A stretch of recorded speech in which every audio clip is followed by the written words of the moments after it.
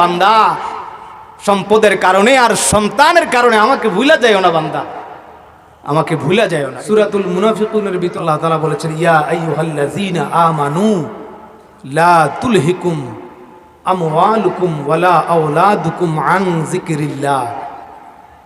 হে ঈমানদারেরা,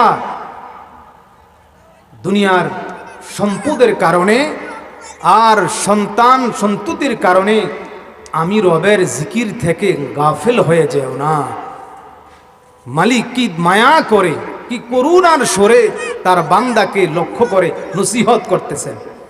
এই আয়াতের যে দুটি মেসেজ, যে সন্তানের কারণে আর সম্পদের কারণে আমার জিকির থেকে তোমরা গাফেল হয়েও না, আসলে ঠিক এই দুই জিনিসের কারণে আমরা রবকে ভুলে যাই।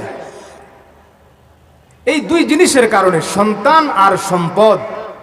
কিন্তু এই দুই জিনিসের কারণে যদি রবকে ভুলে যাই তো কি হবে? তো রব বলে, ওমাই ইয়াফআল যালিকা ফাউলাইকা হুমুল খাসিরুন। বান্দা, যদি সন্তানের কারণে আর সম্পদের কারণে আমাকে ভুলে যাও, তাহলে ভালো করে মনে রেখো, তুমি হবে সবচেয়ে বেশি ক্ষতিগ্রস্ত।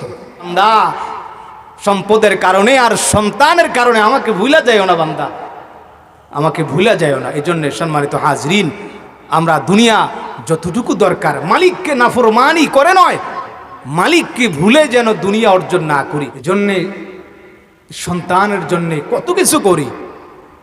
সম্পদ আহরণ করতে গিয়ে হালাল না হারাম সেদিকে কোনো খেয়াল নাই। তবে একেবারে দুনিয়া ছাড়তে বলা হয় নাই। দুনিয়া লাগবে, আখিরাতও লাগবে, তবে দুনিয়া কতটুকু? যতটুকু আপনার আমার প্রয়োজন। আল্লাহ তাআলা আমাদেরকে কবুল করুক।